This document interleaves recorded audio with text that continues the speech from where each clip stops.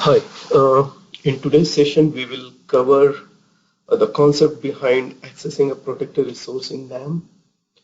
As you know that to access a protected resource in NAM you have to configure the protected resource in Access Gateway.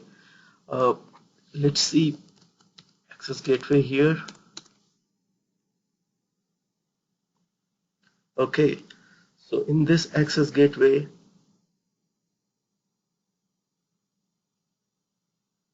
if you see, I have created a proxy service named Session Proxy Service 1 with the published DNS name msync12lab.novel.com and one web server address. One web server is configured with this particular address. If you go and see the protected resource, I have created a protected resource with path /session star and with secure name password form as authentication procedure. So So this configuration for the proxy service I have done there, and I'm going to access the protected resource phpinfo.php. So in my web server in path session, there is a file called phpinfo.php. I am accessing it through Access Gateway. So whenever you want to access protected resource through Access Gateway, you need to access through publish DNS name of the proxy service against which you have configured this protected resource. So here you can see the URL is https://msync12.lab.novel.com session info /session phpinfo.php. When I do a request of this URL, it will go and take the protected resource from the web server. But when you access a protected resource means we have to go through the authentication. Authentication is a process where Access Gateway sends the user to authenticate itself to the IDP. Now, if I check the URL here, you can see this msync12.lab.novel.com is the Access Gateway published DNS name. Published DNS name is the DNS name which user used to access the protected resource. Path on the web server is /session phpinfo.php. So protected resource is here phpinfo.php file.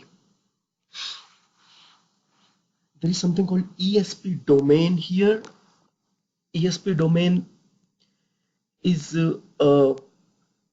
actually called the authentication domain in Access Gateway, and whenever you access any protected resource, this authentication domain plays an important role.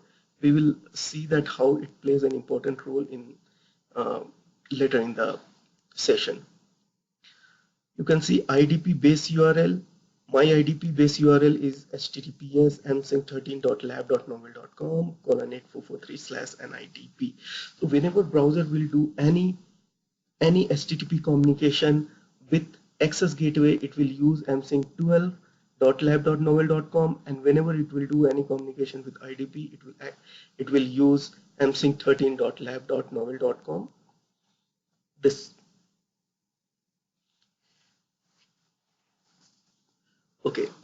So before going through the full authentication procedure, I just want to show you that how the authentication takes place. For a simple example, okay, so I'll access the same protected resource.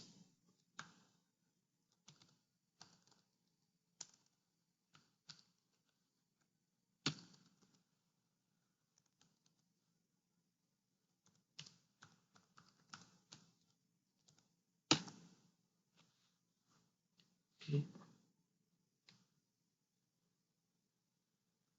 You can see here I got a form to enter username and password. I have entered the username and password, and I am able to access this protected resource.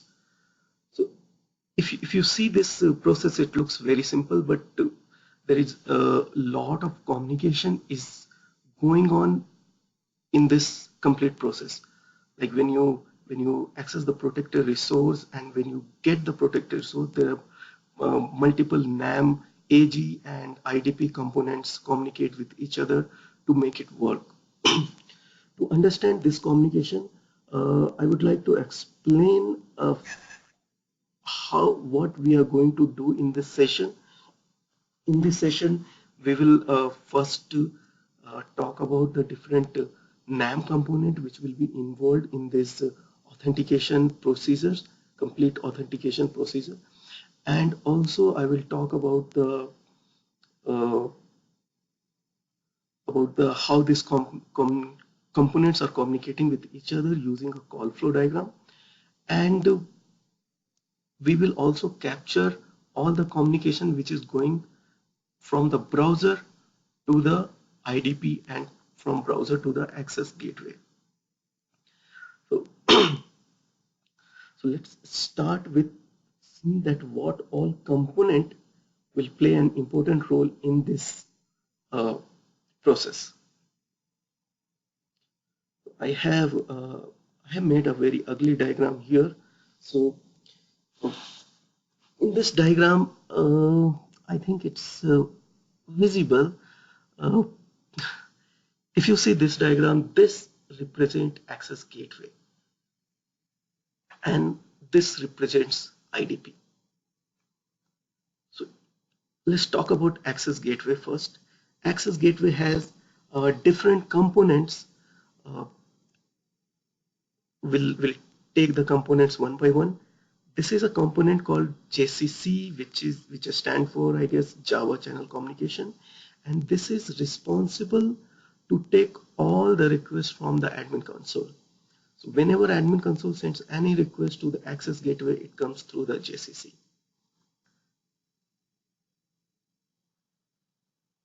Access gateway has a component called HTTP proxy.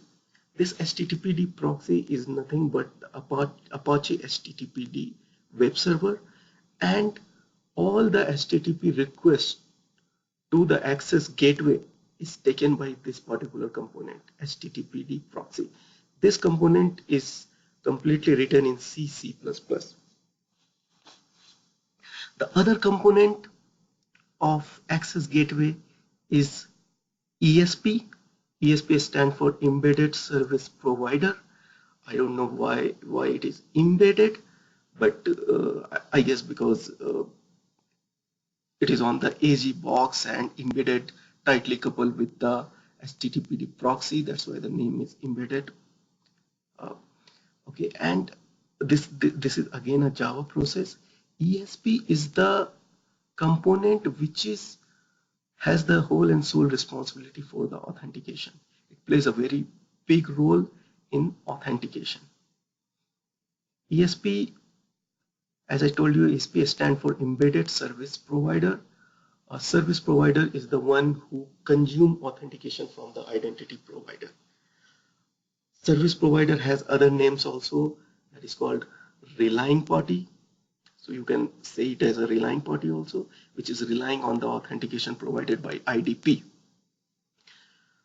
Okay, this is a completely Java written code, and it runs as a web application in the Tomcat container. Okay, there is another component called AGM, which stands for Access Gateway Manager. This is responsible for all the configuration related thing, which is all the configuration which is passed by admin console to access gateway. This configuration is taken by this AGM, and AGM creates configuration files for HTTPD proxy. We will talk about the AGM in more detail in later section. For the time being, it is also run as a web application in the Tomcat container. There is something called ActiveMQ. ActiveMQ is a communication you can say it's a message queue which is used for the communication between the HTTP proxy and AGM. We'll talk about this also later. But for the now, whatever request browser make to access gateway, that request come to HTTPD proxy. So all the requests from browser come to HTTPD proxy, and some of those requests which are related with the authentication are passed to the ESP from HTTPD. To pass this information or a message to ESP, it is using a protocol called AGP.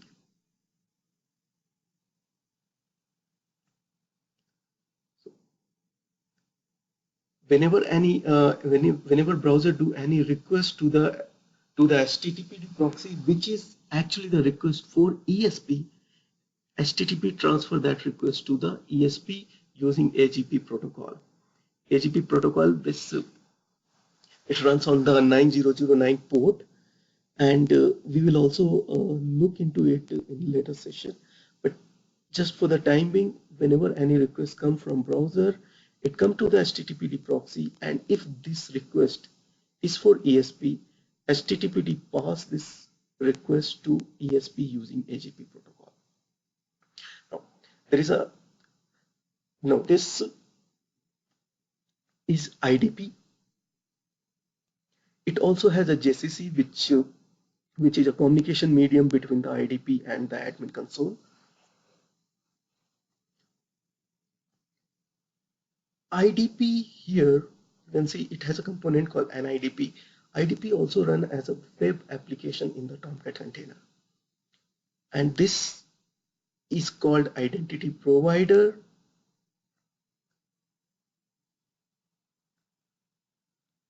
There are some scenario when ESP has to talk with the IDP. ESP talking with IDP is always takes place using back channel communication. This communication doesn't happen through redirection through the browser, but it is a direct communication from ESP to IDP, and it is called back channel communication. Okay, so this was about the component on a very higher level, what components are involved in authentication process.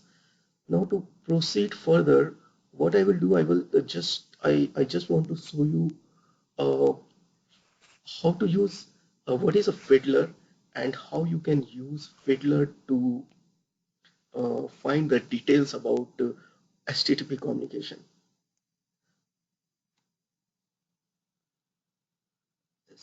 This fiddler, okay.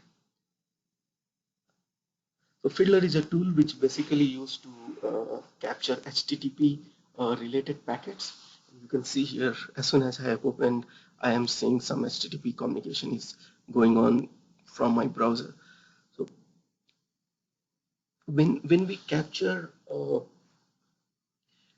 HTTP communication for NAM using fiddler, we need to make sure that our fiddler should be able to decrypt the HTTPS packet, because if you see this HTTPS, okay, for that, yeah, I was saying that fiddler should be able to decrypt HTTPS packet, then only we will come to know about the details of the communication, and it helps in the debugging. So for that, you have to go to tools, fiddler option, HTTPS, and here these two things should be enabled: capture HTTPS connects and decrypt HTTPS traffic. Okay, so everything is enabled here. Now I will just access this URL again. Okay, you can see here. Let me stop this capture traffic. Now you can see here, this is the request I have given. Now how to see this request I have given through the browser, and it is captured in the Fiddler. To see a packet in the Fiddler, uh, what you have to do, you have to always enable the capture traffic. Once you will enable the capture traffic, Fiddler will start capturing. Now we have already captured this packet. We'll see things here. If you see this hash, it gives the packet number. After that, if you see this result, this is the HTTPS response code. So for this request, HTTPS response code was 200. It also says about the protocol, what kind of protocol is used. So we have used the HTTPS protocol here to access this HTTPS. You can see that. Okay, it also gives the host. So my host was msync12.lab.novel.com, and it gives the URL. Okay, now in the right hand side, if you click on this something called inspector, it will tell you the complete details about the HTTP request. So there will be two sections. One will be the request section, and the below will be the response section. In the request section, you can see all the HTTP related request headers. So here you can, if you click, okay, in this inspector you have different section. If you click on the header, you can see all the request headers. Similarly, on the response side, you can see all the response headers. Okay, so if this says that there is a GET request has been made, and these are the different normal this HTTP request headers. These are the cookie, and these are the response. So when we debug the NAM, we will mostly ask customer to provide the Fiddler trace, and we go through the packets and we see that based on the response or based on the different communication and different headers of HTTP, we decide what we come to the conclusion with what is the issue, which in which way access gateway is behaving in a bad way, and this gives basically it's a good tool to debug NAM. Okay, so now what I'll do, I'll show you that the basic call flow which takes place between browser and access gateway and IDP, and then we will access a protected resource. We will capture all the packet, and we will now cross verify with that call flow. Okay, so let me close the Fiddler here, and okay, there is another ugly diagram here, and here you can see, okay, this is access gateway, this box is IDP. I have made some steps, and we will go through those steps one by one. Okay, authentication flow. Basically, you can list down all the communication in these 11 steps.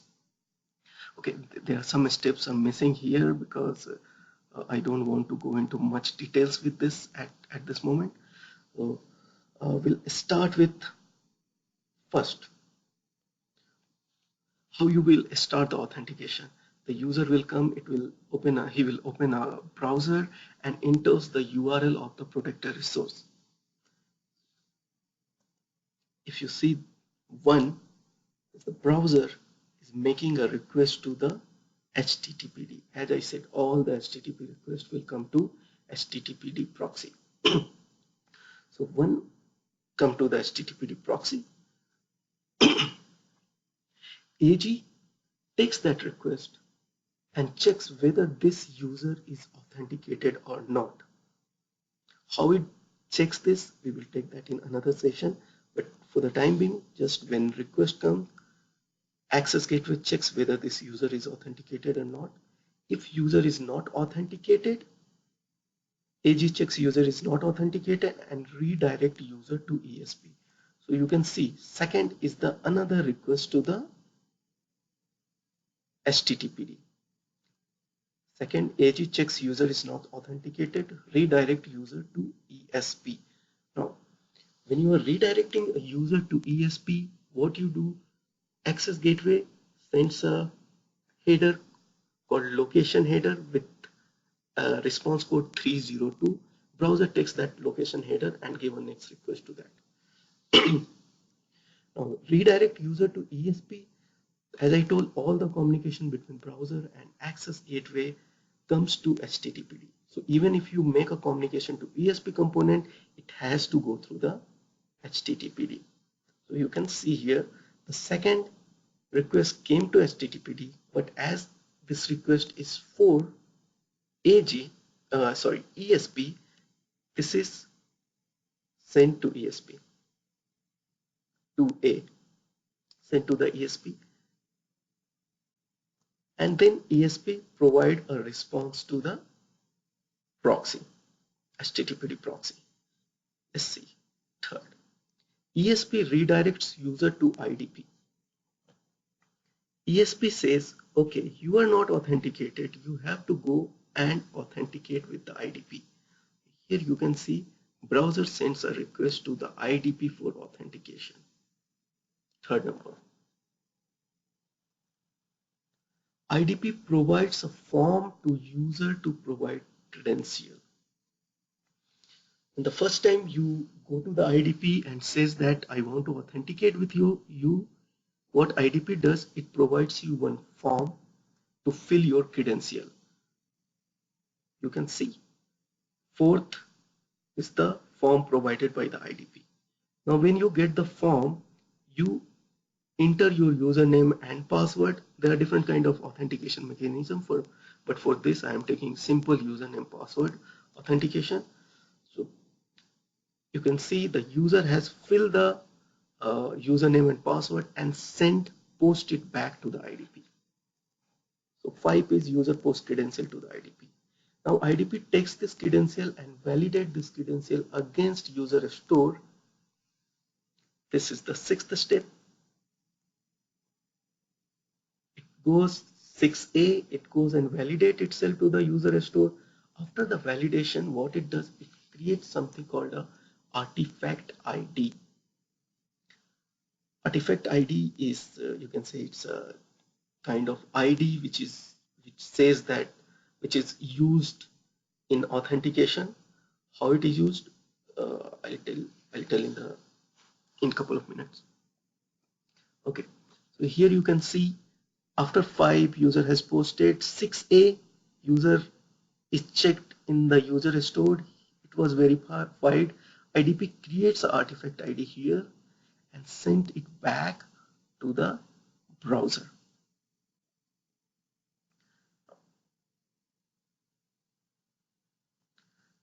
It sends back, and when it sends back, it redirects this request to the ESP again. So IDP create an artifact ID and redirect that request to the ESP. So you can see here 6 and then 6 is coming here. So this request contains artifact ID and it is supposed to go to ESP. It comes to HTTPD and HTTPD forward this to the ESP. Okay. Then ESP sends this artifact ID to verify the authentication.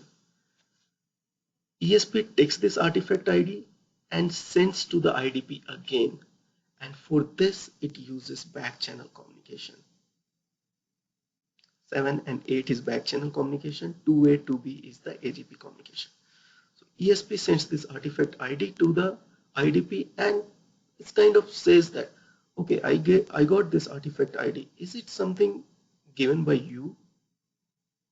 IDP takes that artifact ID and verifies it that yes, this artifact ID is provided by me for the user authentication, and it sends the user information back to the ESP if the artifact ID is valid.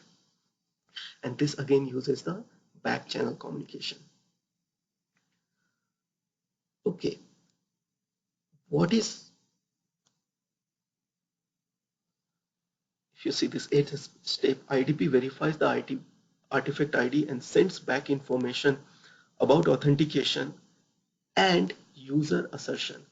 So in the 8th step, access gateway sends, okay, so in the 8th step, IDP provides the assertion to ESP. Assertion contains the information about the user. It contains user attributes, you can say property of the user, and also a lot of uh, things related to the this current authentication. Now ESP contains a cache with itself, which is called ESP cache, and ESP, what it does, it caches this information in its cache, so that if it needs some of the information, some of the attribute, it need not to go to IDP to ask. It will take all the information from this particular cache. Okay, so after this, ESP again redirect the request to browser, so that browser will come back again. So 9 step is the, sorry, here the 9, we go to the step back. 9 step is the ESP caches user information for future use, like policy evolution or something. ESP redirect user to the AG with the initial request URL. So you can see in the 10th number, browser makes a request to AG. This 10th number, this request is same as the first request. Now when this request come to the HTTPD sees that, okay, this user is authenticated now, give him access to go to the web server and take the protected resource. So in 11 step, you can see the web server has provided the page, and this page is going back to the browser and it is displayed on the browser.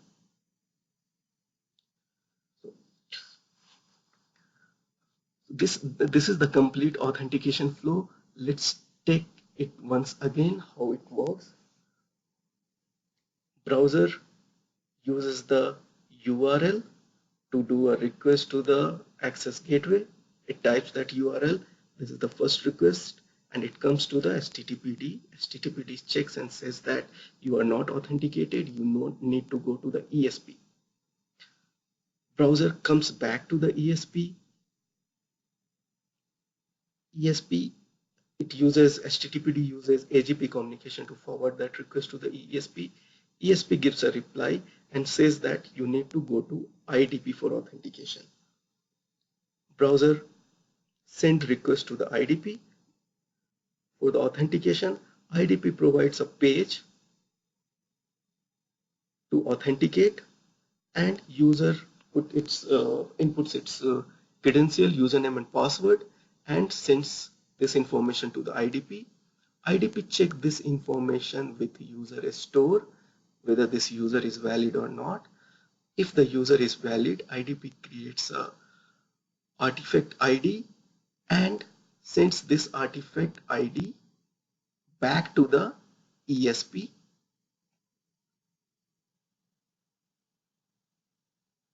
and this request will be sent to ESP using AGP. ESP verifies this artifact ID to IDP using back channel communication, SOAP back channel communication.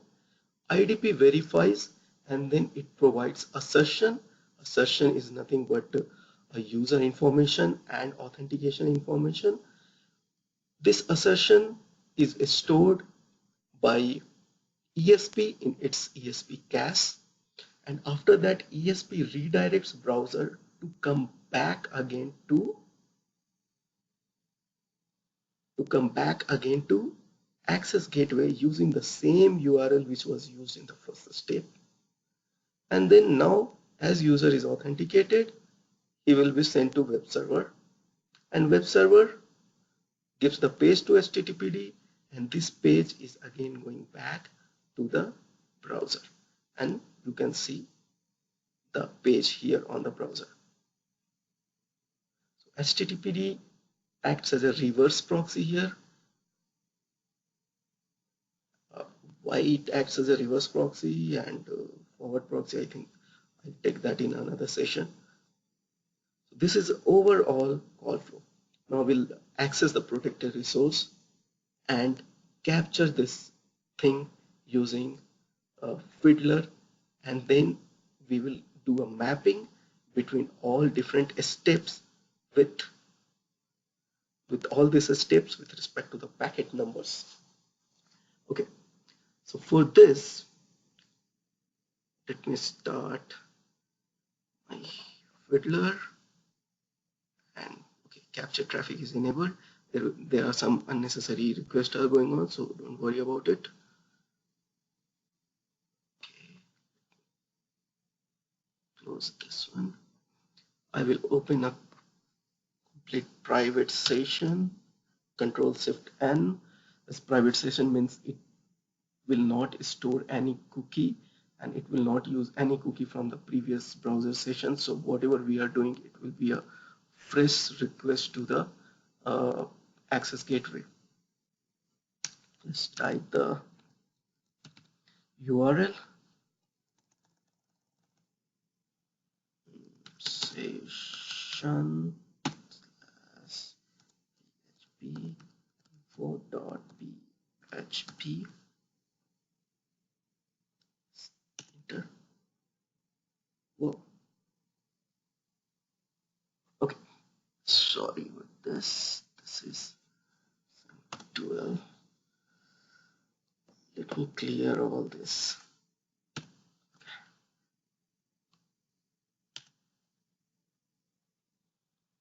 So here you can see that you are reached to the IDP.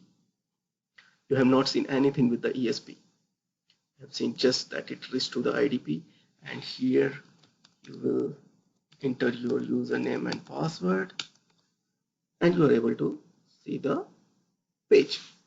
Everything is done. We will take this step by step. Before that, I'll just disable the capturing so that we will just see the concerned packets. Okay, let's see here. This is the very first request which we have made. Browser msync12, and this is okay. So you can say that this is here packet number 2. Packet number 2. What you see here, I said that first says that user enter and access in browser 2. Okay, AG checks this thing and redirect to the ESP. So here you can see the response of this is a 302 found, and there will be header or location header set here. You can see http msync12 lab.novell.com 443/nesp.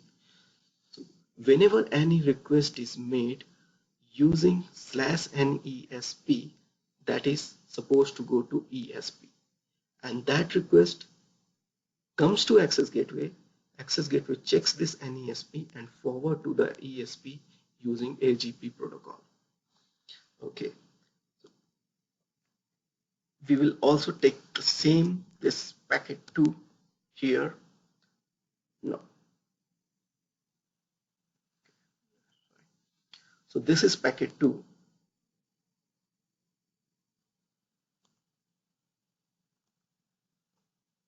Now you are redirected to the ESP, and you can see the request is made to the ESP to the same URL. Here you can see, if you see this C stands for the contract, so whatever contract you have assigned for your protected resource, and then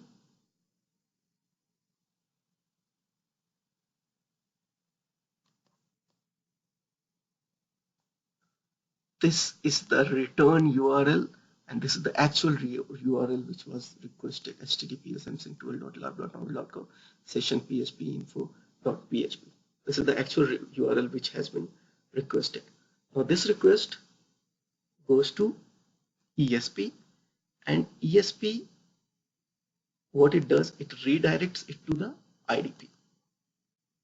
This third packet is this one.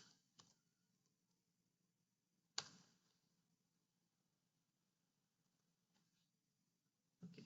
So the redirection, if you see this, to take this to the steer off, okay, yeah, see, this is the location header. Now this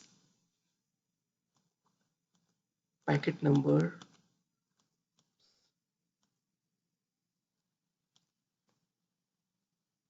okay, so when you request to the ESP redirect you to the IDP, and when it is redirecting you to the IDP, it sends a lot of information. So if you can see, it sends a request ID, major number, minor number, ISO instant, provider ID, and all those things. We can take this later, but for this, the time being, that it has redirected you to the IDP. Packet number 5 is a request to the IDP. So it will take this from the location header and make a request to the IDP. ESP redirects user to the IDP. So this is packet number 5. Your request went to the IDP. What IDP does? IDP will send you a form. Now form, when IDP sends you the form, before that IDP had to generate this form based on the contract you have provided, and there are a lot of different things are going on in the IDP. So you can see there is a menu to show the form, and different tables. So it contains a lot of HTTP requests to and fro to give you a form. So you can see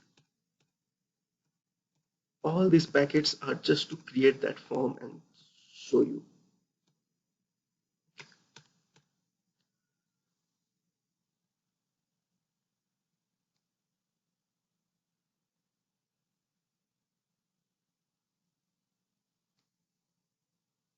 Okay, so now you got the form. IDP provides a form to the user to provide credentials. So this will go up to this.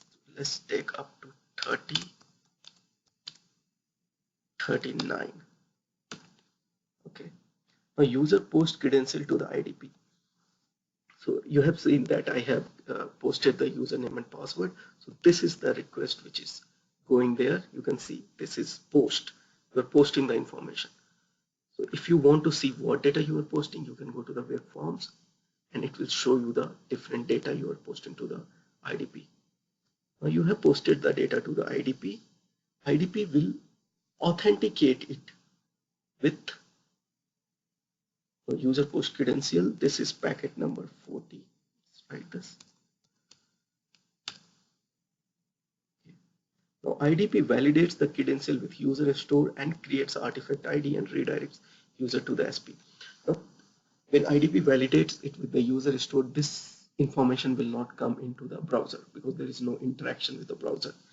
It creates artifact ID that also you cannot see the browser, but after creating the ID, it redirects it to the ESP that you can see here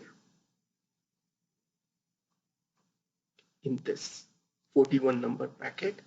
If you see its response header, you can see there is a location header set which is redirecting to the ESP, and URL is ESP IDFF SP assertion consumer. ESP because this is supposed to go to ESP. IDFF, this stands for Liberty Protocol. So the kind of authentication is going on between Access Gateway and IDP that is using a protocol called Liberty. So this IDFF stands for that. SP assertion consumer, Assertion consumer, this is basically an endpoint where you where the artifact ID is supposed to go.